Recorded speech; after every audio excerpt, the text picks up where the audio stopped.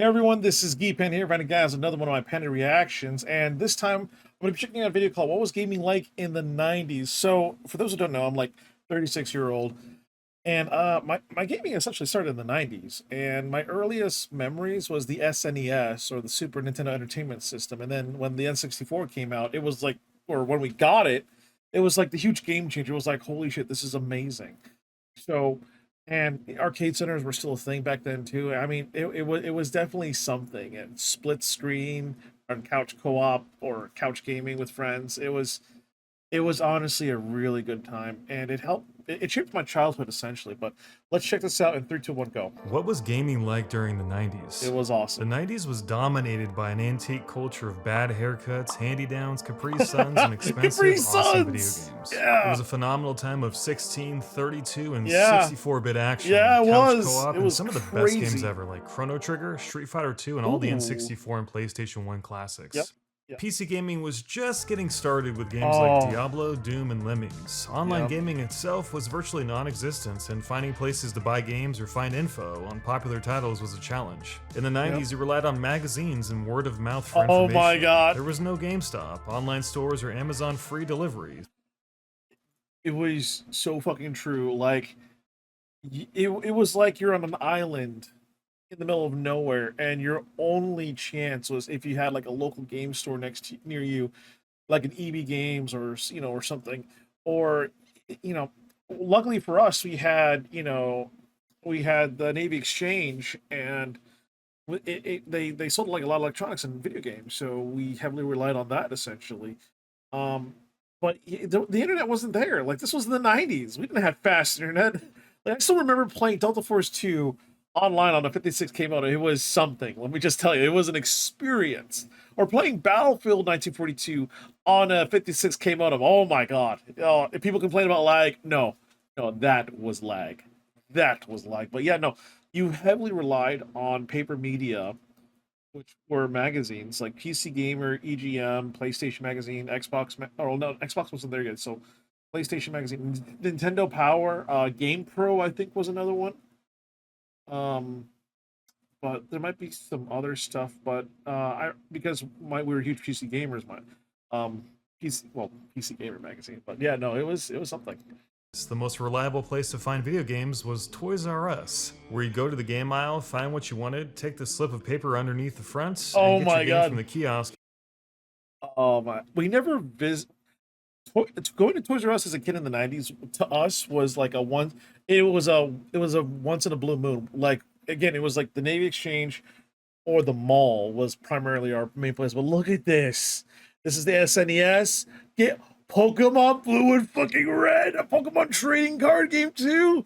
Oh, and the Game Boy's right there. Is that the magnifying thing? Oh my god. Or no, I'm sorry, the Game Boy Color. And the N64. Oh my, this is bringing back so many fucking memories. If it was available. Sometimes you got lucky, like when you bought Super Mario RPG because the 3D box art looked cool as heck. A lot of the time, Yeah, though, it box art. backfired and you went home with a piece of crap. Uh, But let's be we honest, you don't want played to it play anyway because you didn't Superman. have a lot of games and you wanted to get your money's worth. Another good thing during this time was rentals. Like again, like stuff like Blockbuster or something like that. We heavily also relied on them.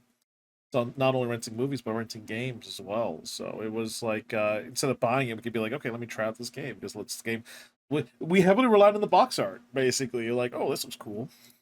In the 90s, kids didn't have cell phones or any way to talk to No, people beyond our own no, streets. no. Gaming communities consisted of whatever smelly kids were in your neighborhood willing to Oh, converge on whoever's house had a gaming console set up it in the was so garage with an old smelly true. couch everyone could cram into. The only connection Yes. anything bigger than that ragtag group of kids was the Oh my Nintendo Power god. magazine. There was never a feeling like the world was full of gamers because the world seemed so small when you were a kid.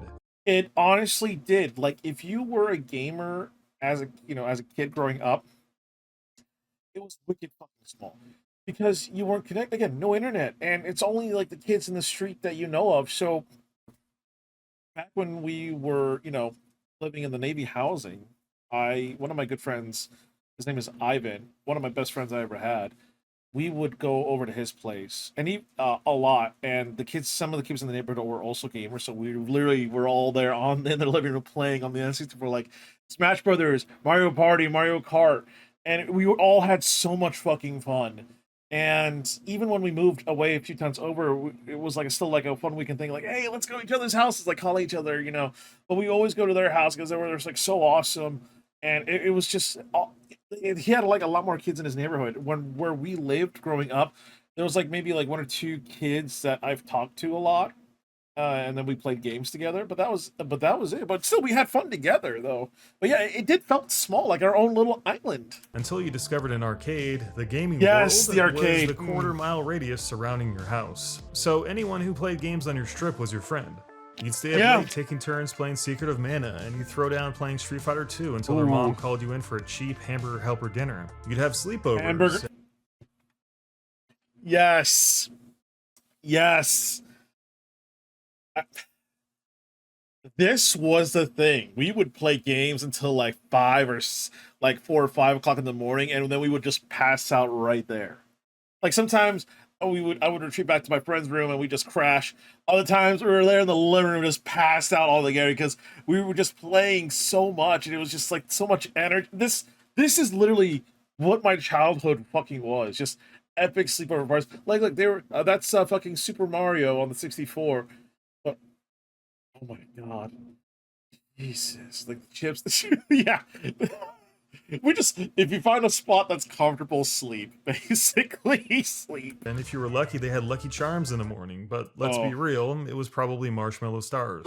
You then run to the bus and share stories of your gaming adventures on Yeah. your way to school and at recess. Everyone had a different game and a different console, and you relished in their stories, fascinated by who beat what and who was able to make it the furthest in the game you wanted. Whoever was able to get past the shooting barrels in Donkey Kong was my revered. God. If someone actually had a copy of Super Mario Kart with 2 controllers, they were worshipped. There was a degree of rivalry. You were either a Nintendo fan or a Sega fan, or a Yeah. Nintendo fan or a Sony fan. Yeah, but it was innocent, exactly. unlike today. Kids were just as worried about games as they were about getting a chocolate milk or juice box in their lunch bag. The worst you'd get was some smack talk about how your version of Mortal Kombat had sweat instead of blood. People who played games stuck together in the early days because Yep. gaming was almost a secret society. If you played Nintendo and found 4 other kids who also played Nintendo, you were basically in the Goonies.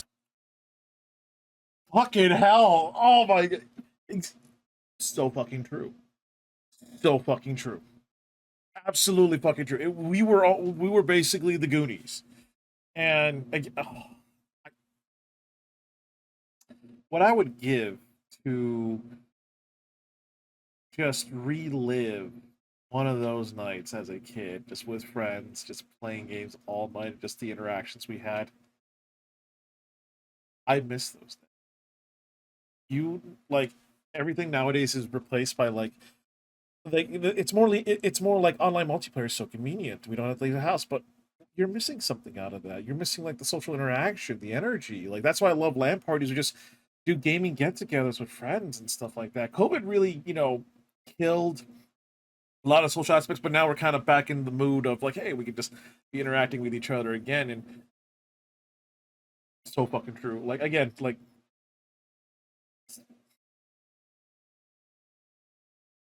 miss those days. Really do. The culture was just different. Forget everything you know about modern gaming because it didn't happen in the 90s. It was No. an heirloom time, but in a good way, like the Sandlot. Yeah. Forget Fortnite, Yeah. loot boxes, endless free-to-play games, giant open worlds with radio towers to climb, season passes, Twitch streaming, Nope. sweaty BR No, lobbies, nothing guides, like that. walkthroughs, Nothing. reviews, Reddit, YouTube, and everything like No that. internet. In fact, forget the word gamers, because the word gamers did not exist back then. Nobody called themselves a gamer in the 90s. If you no. play games, Yeah. you were a nerd. Yeah, and you probably it was did so other nerdy true. stuff like play board games or collect Oh, pogs. pogs! Gaming wasn't a way of life. It was a way to pass time because the world felt like it moved in slow motion as a kid. Video games were did! fresh on the block. Most people outside the sphere barely even knew about them. The only way you knew about Wolfenstein was if you got detention on purpose by pulling Stephanie's ponytail just so you could be in the room with the one computer they had in school for Or if your dad was a PC gamer who also had it. the afternoon. PC gaming had barely gotten off its feet. Only a handful of people actually knew the existence of Oregon Trail. Doom Oh didn't come my out till 93, and the late 90s would just barely see the start of crude online forums and rudimentary chat rooms Yeah. like ICQ. And Again, I took part in online multiplayer, but the first online multiplayer game I played essentially was Delta Force 2. Like that's like one of the earliest games I can remember, essentially. So, and then later on in 2000s, Battlefield 1942 and all that dandy stuff, Medal of Honor, all that. But yeah, it my dad was a huge PC gamer. Like we had the N64, but because my dad was a huge PC gamer, like he gave me his old hand-me-down PC, like, which was a Windows 95, and I started playing games on that. But he got a Alienware 1998 PC, and that's how he played some of the best games back then growing up. Again, Command and Conquer, including Red Alert, StarCraft, StarCraft Uber, Warcraft 2, including the expansion pack, Half-Life, which my dad really enjoyed. But he enjoyed Red Alert 2. That was his like big thing was Red Alert 2. He loved strategy games. Baldur's Gate 2. Oh man, yep, Baldur's Gate 2. Unreal. Yeah, oh, Quake, all the classics. And only if you were lucky enough to hold the phone line hostage while you dialed Yes! up to the Mom, get cardboard off the speed phone! internet your family Mom, had. get off the No, phone! the 90s was more or less defined as the rise of the 16 and 32-bit console era, as well as the proliferation of the local arcade. But still, it was far before anyone took games too seriously. It wasn't until the late 90s when the boom of the RTS, BattleNet, GameSpy, and more sophisticated console games came into the scene that people actually started talking about gaming culture. Playing video games was something you did, not necessarily something that defined you. Today, people build their entire lives around it. We were just as happy to go outside and play wiffle ball on the streets or have epic water gun wars. We rode redline bikes with chromies. We had real birthday parties outside in the backyard where we chomped on Big League Chew and slid down the slip and slide. You better hope your dad checked for rocks before he laid that thing down, because if he didn't, someone's asshole was gonna get ripped a new one. Oh, fuck yeah. The problem with gaming in the 90s was that no one had any money and games were so expensive. If you were a kid back in the 90s, you were at the mercy of your parents. But chances are your parents probably didn't have any money either, especially. Me and my sister were really lucky growing up because, again, my dad was a huge geek himself. And my mom was also kind of supported too. Like, they would buy us games. We would go to malls. We would go to Blockbuster, and all that shit. Like both our parents, they did a lot for us to make sure we had a happy life, and I am thankful for that because we got to like me and my sister grew up huge geeks, and we had all these video games essentially too. And even then, like we would just go out and rent something before we like okay let's rent this, we don't have to buy it, let's rent it, but no, we like we had all these games we could play. We were um very I don't want to say we never knew what we were very fortunate in the position we were because again my dad was military and my mom worked a really good job in the casino. So but yeah, we were. It was. But yeah, we got to play all these games essentially, and I'm grateful for my parents wanting to give us a good upbringing, and and being like, hey, like, give us the things that they never even dreamed of essentially growing up.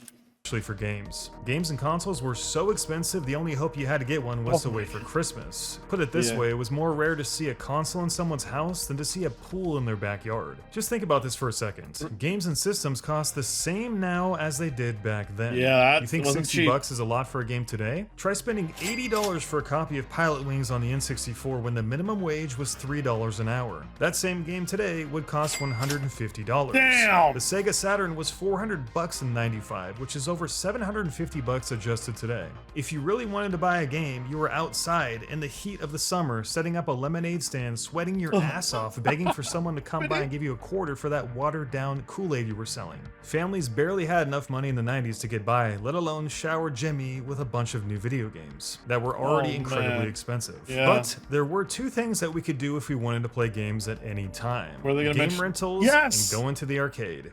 Arcades were awesome. Oh my god.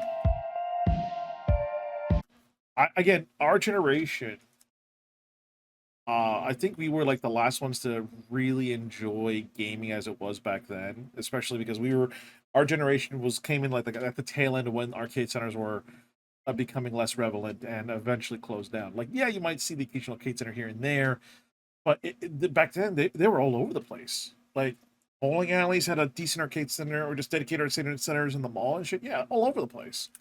The evolution of video game difficulty as time went on prompted a huge rental market. Yep. In the early 90s, most, if not all, games were on Oh, cartridges, yeah. and storage space was limited. The SNES had a capacity of 6 megabytes, and memory Holy cards wouldn't be invented shit. until the PlayStation in '94, so there was only so much game that could be put on that cartridge. This led to a lot of cryptic, maze-like games like Simon's Quest, where they could ensure long, frustrating playtimes, and more importantly, increased the difficulty. Part of it Yeah. was due to terrible controls, but a lot of it was sheer game difficulty. Yep. Devs couldn't let you blaze through an entire game in a single day. So games were designed to be ass kickers with unfair gimmicks, respawning enemies if you hit the screen's edge, and jumps requiring ridiculous precision.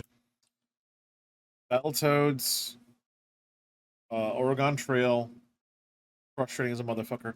But the Aladdin game and Lion King were too brutally. The Lion King, the Aladdin game, never needed to be that fucking hard, but it was fucking brutal as a motherfucker. A lot of games were based off a lives and continue system, which made sure that the small storage space could be used efficiently. If you ever played Teenage Mutant Ninja Turtles on the NES, you know exactly what I mean. With horrendous difficulty spikes, marathon marches before checkpoints, and terrible controls, most games could not be beaten easily. Thankfully, in the 90s, external memory cards allowed for permanent save states, but that of course inflated the already tremendous cost of buying a video game console and all the accessories you would want. Yeah. Because publishers were pretty much in direct competition with the rental market, games also had to be hard enough so kids couldn't finish them during rental periods. Every town had a movie store where you could pick up a game for a day or two for a couple bucks. The rental market was huge, and Blockbuster Video opening in your area was a godsend. Blockbuster, Hollywood Video, or games didn't want you to go there and rent them because they'd lose out on sales potentially, so they made them hard enough to where there was no way in hell you'd finish them before you had to run it back to the movie store. Why make a game that's easy enough to be beaten in a day? They'd never sell any games that way. Exactly. The movie store could simply buy 2 copies and rent them out to 85 kids. 85 sales Nintendo would never get. That's $5,000. And that's just one game in one store in one tiny city in California. Multiply that $5,000 by every game in every movie store in America, and you can see how much money was up for grabs. Console games were also competing with arcade games, so they had to provide value that competed with a quarter. This, in addition to the rental market, resulted in games being hella hard and hecka frustrating. Games were so hard and information and help so unavailable that it led to one of the most necessary but blood-sucking industries ever, the video game tip line. Remember, there was no internet to tell you how to beat a level in the 90s. If you wanted help, you had to know someone who could help you, or you had to buy a Game Genie and Oh my Game Genie strategy.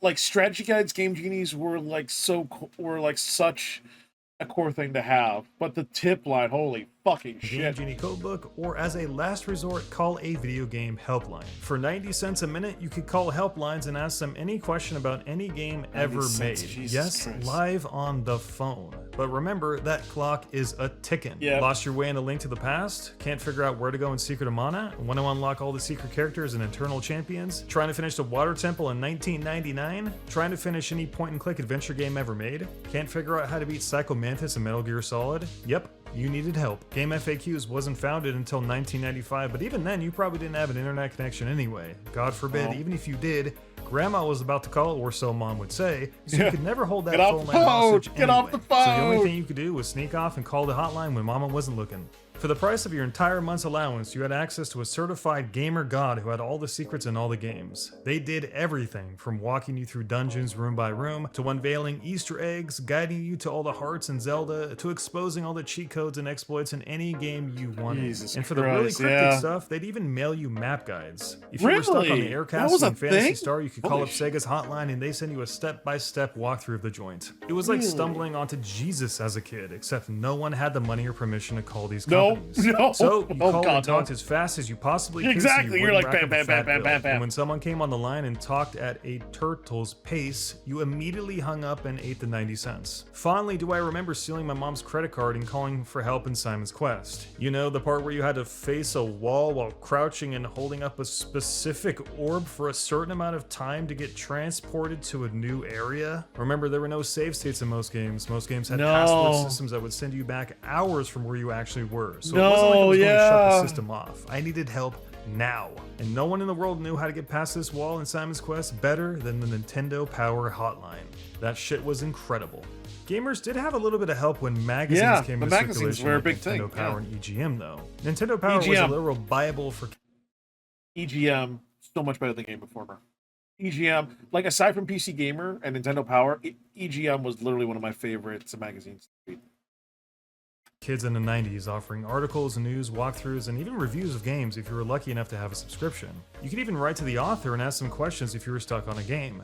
These magazines were the only contact kids had with the outside world, so when you got one in the mail, you crapped your pants. It was luck of the draw if the new issue had the games you were interested in, but magazines were the only way to find out anything new about games getting released, so you pored over every page regardless. Before the internet, you needed advertisements to tell you about the new features of products or new games, which is kind of ironic to think about it. Yeah, like, again, like, nowadays, we could just go online and search up YouTube videos, articles, all that dandy stuff, go directly to the website. We know exactly, like, what's coming out and all that shit. Back then, we were like, we don't know. Like, it was literally magazines, word of mouth, and it wasn't until even the 2000s where we started getting TV shows dedicated for gaming. Like, I remember Tech TV had X-Play. And Tech TV was an awesome fucking channel, by the way. And then everyone wanted fucking G4 channel, but it was a very specific channel that I never started watching until 2006 when I moved to Ohio with my dad. And but then the internet started getting more established and all that dandy shit, and we had a faster internet connection. But I still watched it on TV.